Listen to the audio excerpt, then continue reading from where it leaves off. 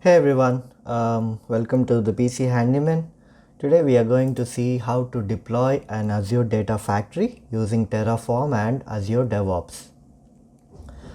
So to be able to do this, you need to have a based Azure Data Factory which you have already developed. It can contain all its link services and data sets and all those internal components. The idea is that you have already have it linked to a Azure repo so that you have a place where all the code resides. Okay, so I will leave a link to see a tutorial for that step, so you can click on the link. So let's get started. The first step is I'm going to deploy a bare Azure Data Factory without any internal components using Terraform, using Azure DevOps, which is this step. Okay, and then once that is deployed, I'm going to deploy all the internal components of that particular data factory from an existing data factory using ARM templates. So that is this step. So we are going to see both of these steps. So I'm going to make use of a service principal to be able to do all the deployments. We need to have some prerequisites to be able to do that.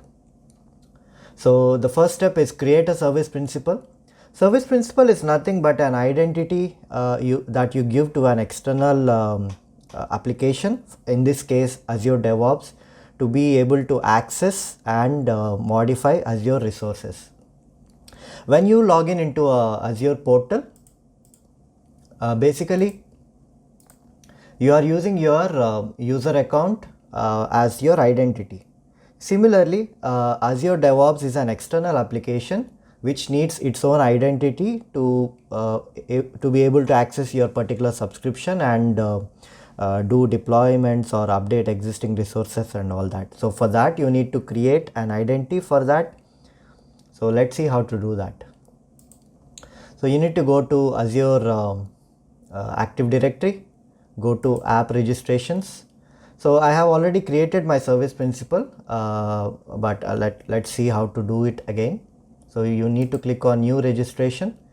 You just give a name to your service principal, select the default option here. You don't need to do anything here, and then you click on register. That's it. There's nothing else to do. So once you do that, you have a new application. You basically define, okay, this is a particular application which is external, and you are giving access to your particular subscription. So the next step is you need to create kind of a password for this particular application. Okay, so click on that application. This password is also called a secret. Okay, so basically this is an authorization that your Azure subscription provides to the application when it tries to request for a token. Okay, to do that you need to click on secrets, certificates and secrets under that particular service principal. Click new client secret. Okay, I have already created a client secret for mine, so it is here. This is the value you need. Okay, so yeah, so now you have created your service principal. The next step is you need to give contributor access to this service principal. So you can give the contributor access to your service principal at different levels. In my case, I want the service principal to be able to access and modify any resource under my subscription. Okay, so under my subscription I can have multiple resource groups, I can have multiple resources. So my service principal should be able to access and modify anything inside my subscription. As per your requirement, you can also do that under your particular resource group. Okay, so in my case what I did was I access my subscription, go to access control, and you go to add role assignment. Okay, and then you need to select contributor role. If you see the description, it says grants full access to manage all resources. Okay, click on next.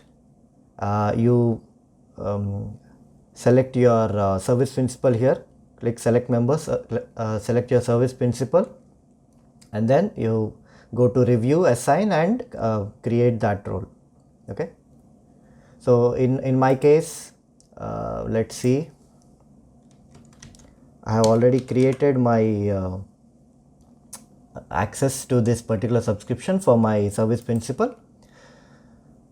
So if you see, my service principal that I created earlier has a contributor role for this particular subscription. Okay,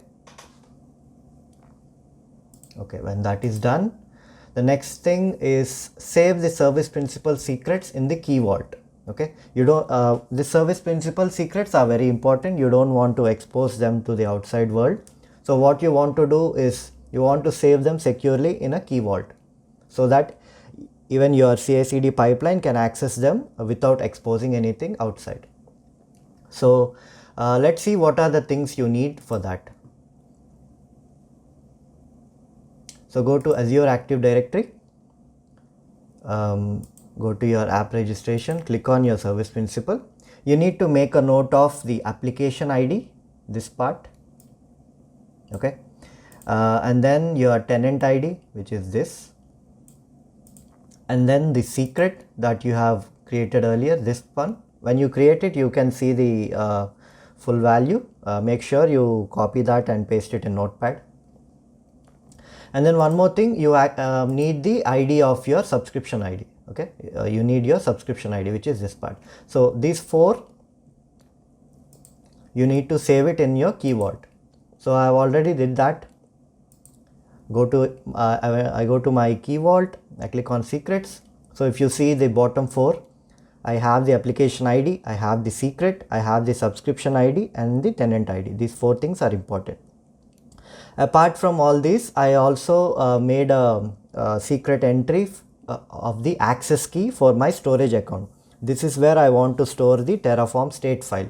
So to do that, Terraform should be able to access your particular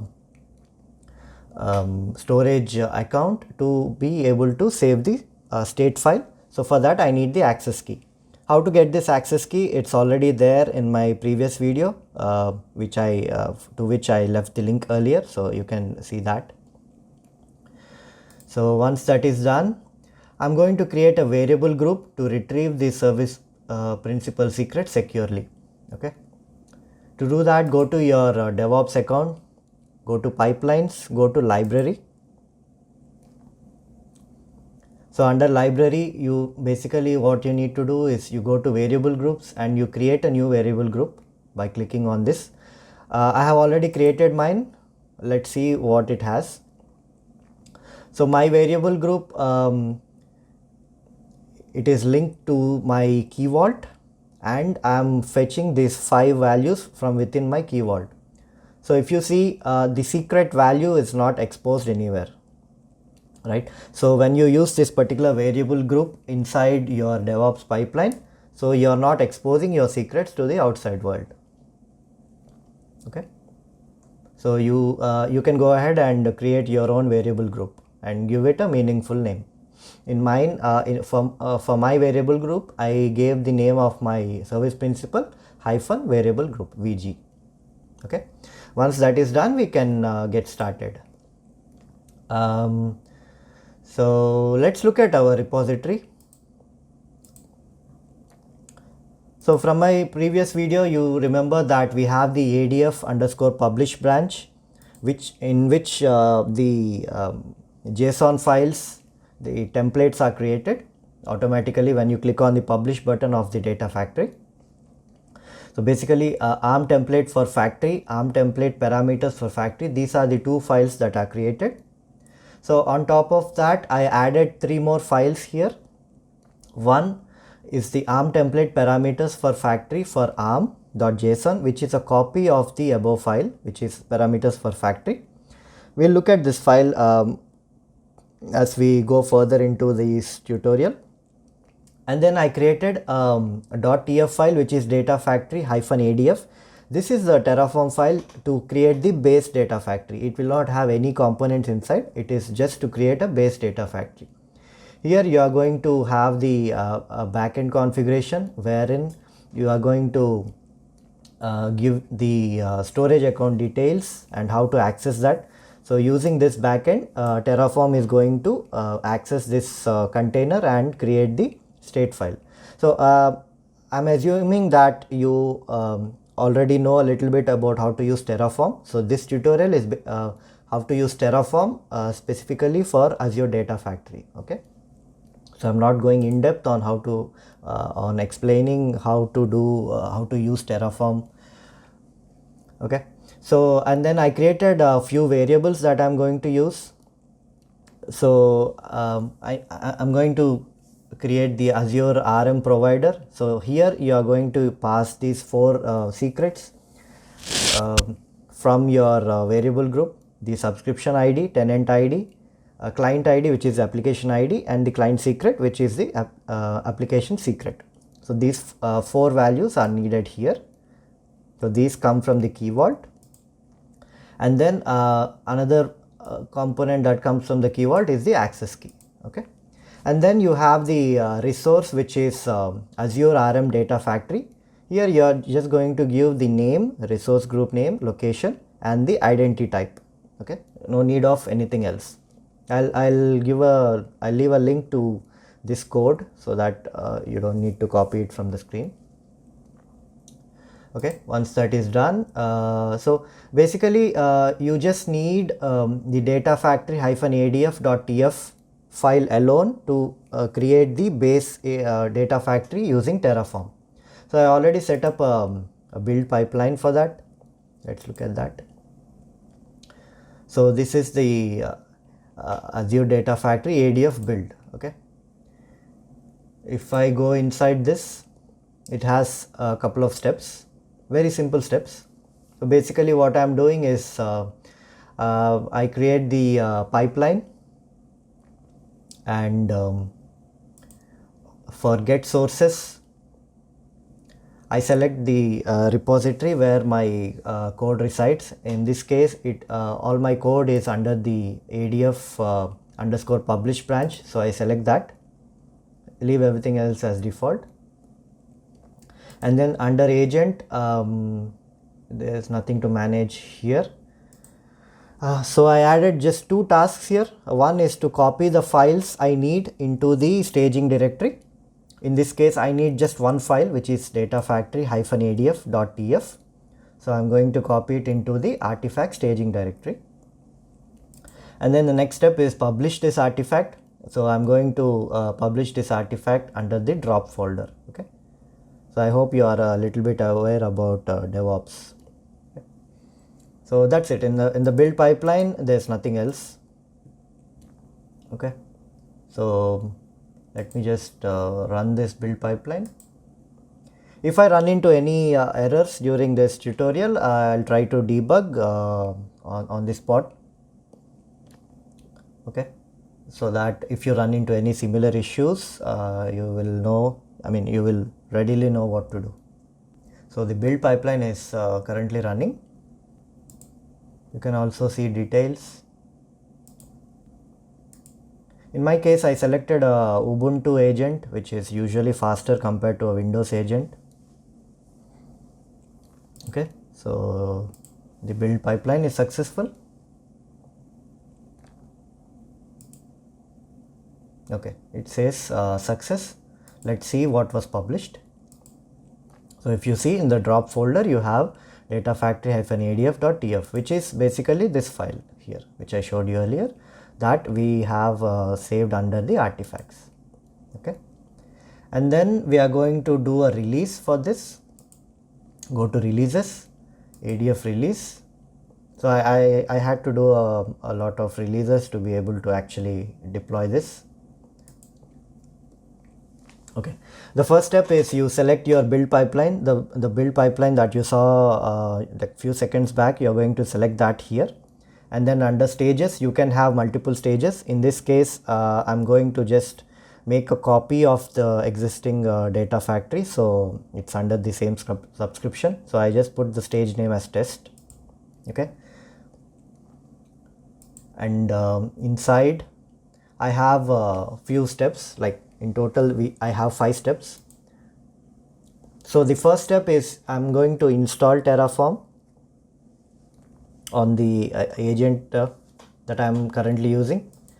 And then what I'm going to do is I'm going to replace tokens in the JSON and TF files. Okay.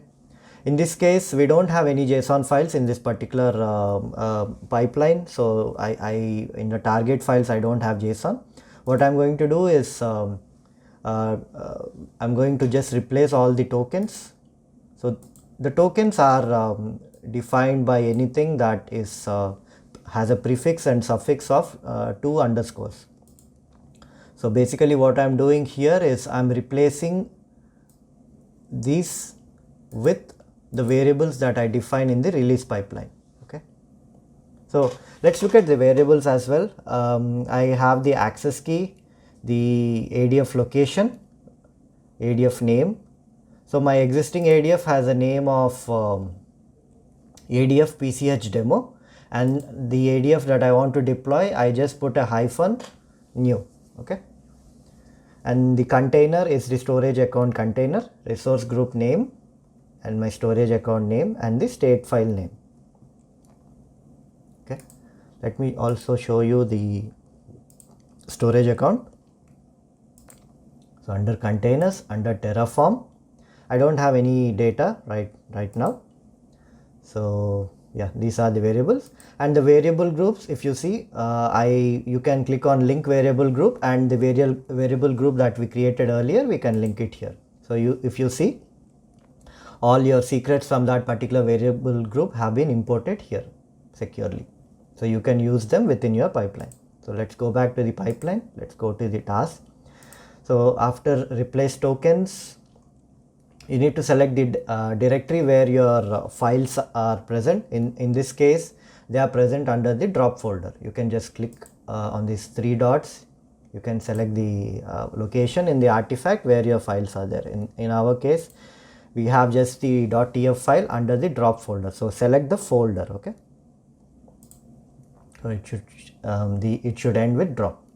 The next step is initialize Terraform. I'm not passing any parameters here. Under advanced, make sure you select your working directory. So having the working directory properly selected is very important.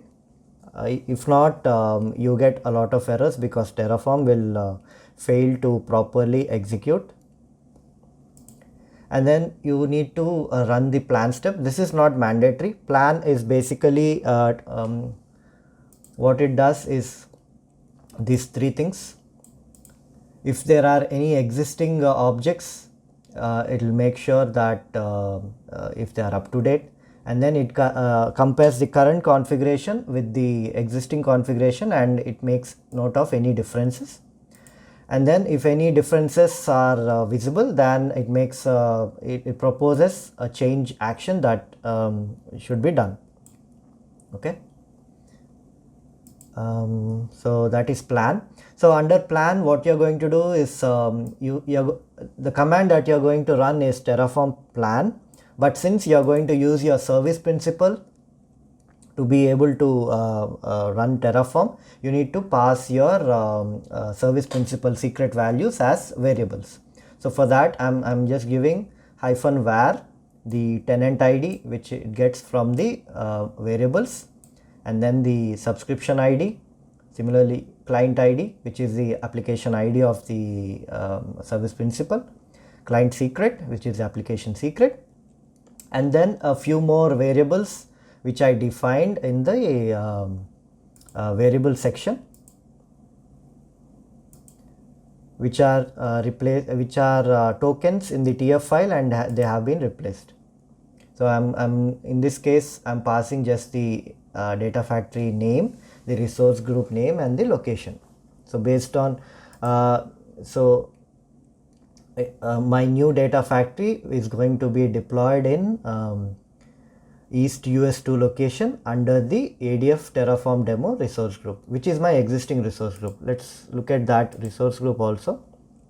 So ADF Terraform demo, right now it has a few things, just one data factory, which is the existing data factory. Okay. So let's go ahead and run this pipeline and see what happens. So the build pipeline, the number is 8, the last run. Make sure to, the release pipeline will automatically pick the latest build number. But when you create the release, just make sure if it is showing that. So in this case, it is showing just 7. Let's see what is the issue. Okay, that is ARM release, sorry. Yeah, I need to release the ADF release. Okay, create release. Yeah, it shows version 8. Okay, so let's go ahead and create. Release 14 has been queued. Let's see what are the steps happening. I can also click on logs and you can see in detail what is happening. So right now it is looking for an agent to be able to run our pipeline.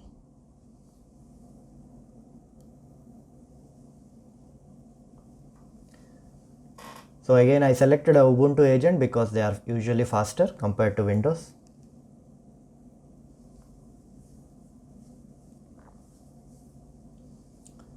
So it's downloading the secrets from the key vault. It's downloading the artifact, which is the build pipeline.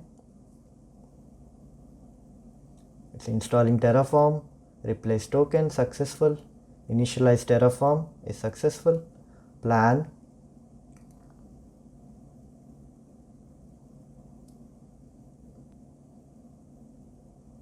Okay, so the release pipeline is successful. If you just click on the apply, so apply complete, one resource has been added, nothing is changed, nothing is destroyed. Okay, so let's go to our resource group, refresh.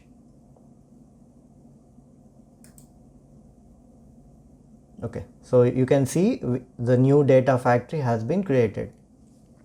But if you go inside this data factory, there's basically nothing. Everything is zero. It has zero pipeline, zero data sets, doesn't have any link services, nothing. So this is a bare skeleton data factory. Okay. So the next step, what we are going to do is, the next step would be to deploy the ARM template. So let's look at the ARM template now.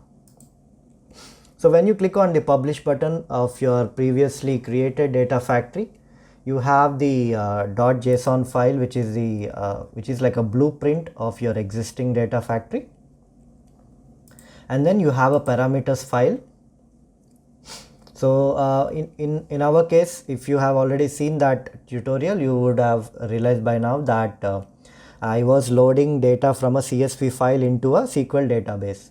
So we have like 4 parameters in total.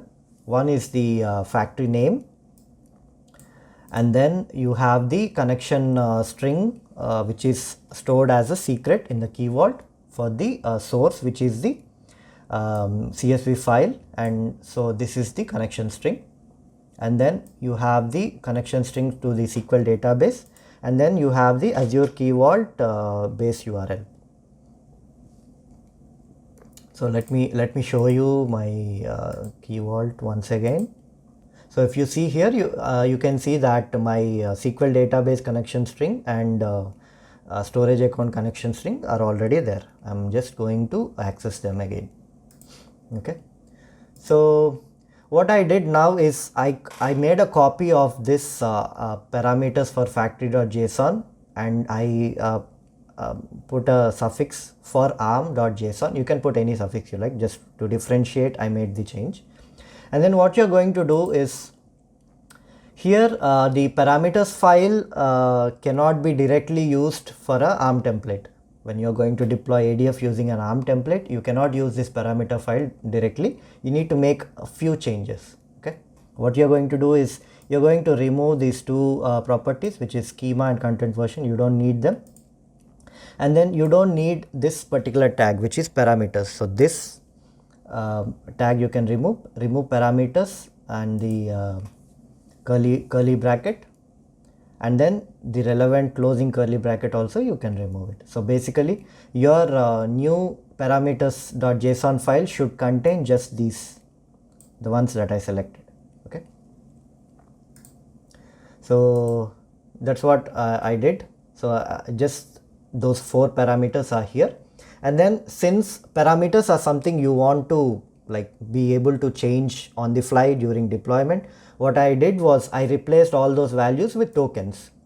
Like I explained before, I put a prefix and suffix of 2 underscores. So you can define this during the release pipeline. So you have ADF name, the storage account connection secret, the key vault name, and the SQL connections secret. Okay, and then let's look at the build pipeline for this. So yeah, I created that. Basically it has the same steps. What I'm going to do is the source is the same, ADF publish branch. In the copy files, what I'm going to do now is I'm going to use the ARM template for factory.json. I'm going to use ARM template parameters for factory, the new file that I created, and then I'm going to also copy data factory-arm.tf. Okay, we didn't look at this file. Let's see what it has. Basically it has the same thing, the backend configuration, the variables, the provider details, and instead of using resource Azure RM data factory, what I'm going to do is I'm going to use the resource Azure RM template deployment, and I'm just going to use a module name here. So the template name and the resource group name come from variables, and then for the template body I'm using the existing ARM template for factory.json, and as the parameters body I'm going to use the new file that I created, which is the ARM template parameters for factory for arm.json, and the deployment mode has to be incremental.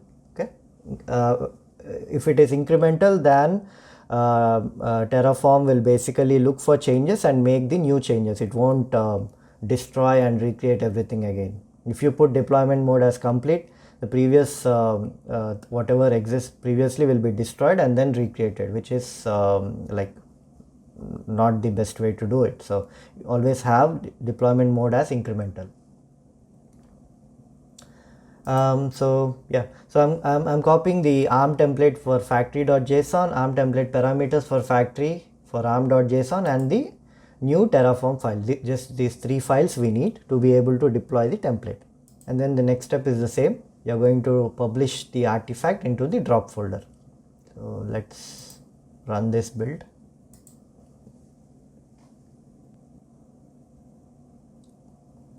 Okay, so build is successful with the number 9. Let's go to the release pipeline for this. So ARM release, edit. So let's look at this pipeline. So the artifact is the build pipeline that we just did, which is the ARM build. And the tasks are basically the same: install Terraform, replace the tokens. Since now you are going to have to replace the tokens in the JSON file, just include that name, the new file, init, plan, and apply. These are all the same. Okay, and for variables, since you have a few new variables now, which is the key vault name, so I gave the base URL of my key vault here, the connection, the secret name for the storage account connection, and the secret name for the SQL connection. I gave those, so those are the extra one. And then you have to give the state name, so I gave a new state file name. Okay, arm template.tf state. Let's go to our storage account once. So if you remember previously, this was empty. So when the data factory was created, its own TF state file got created. Here it has all the details of what Terraform did for this data factory. So if you see, the name is Azure PCH demo -new, and then the type is system assigned identity.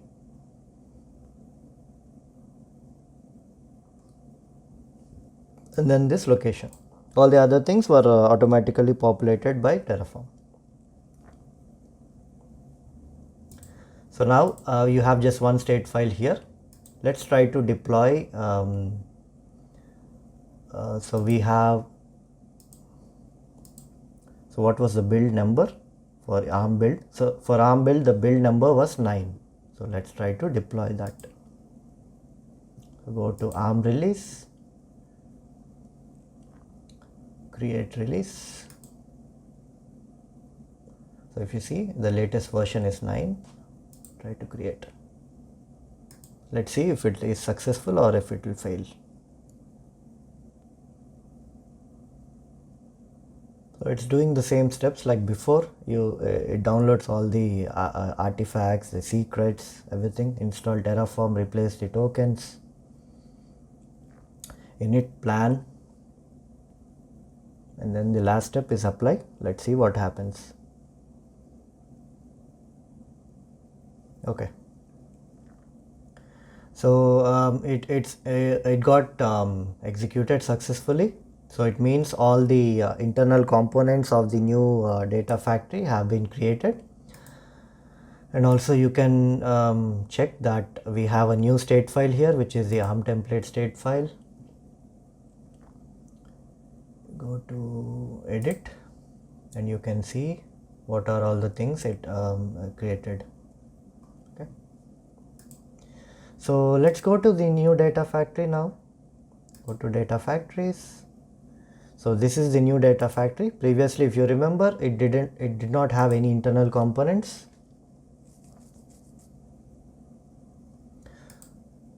So now you can see that the pipeline was created, the data sets are created, and then we also have the link services, everything is set up. Okay. So the idea is you're going to make a copy of an existing data factory, which is you're deploying an existing data factory, and then you should also be able to run it, right? So let's see if we are actually able to run it or we need to do any further modifications. So let's try to run it directly. Go to pipeline, debug. So since we are using Azure integration runtime, is basically looking for a runtime machine to be able to run it. So it failed. Let's see what is an error. It says Azure Key Vault access denied. Caller was not found on any access policy. Okay. So what it's trying to say is this new data factory is not able to access the Azure Key Vault. Okay. So to fix that, basically let's see why that happened. Basically my Key Vault has a vault access policy in which you need to explicitly provide permissions for any resource to be able to access this Key Vault. Since my new data factory is a new resource, it does not have permission to access this Key Vault. If you see, the application ADF PCH demo -new is not listed here, but the old application is listed. That's why we can run the pipeline from the old data factory. So what you need to do is add access policy. Under secrets, you just need two permissions, get and list, and you select your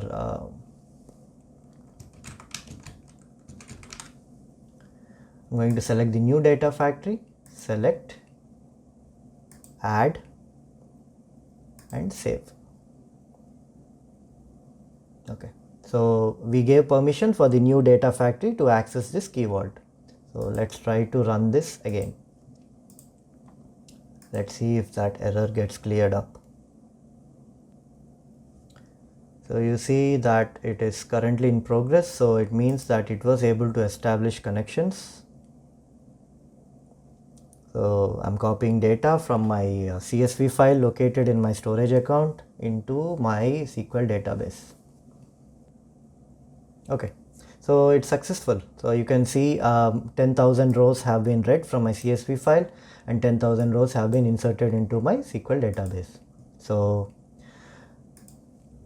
So basically, we used an existing data factory which was linked with Azure repos. We used that to deploy.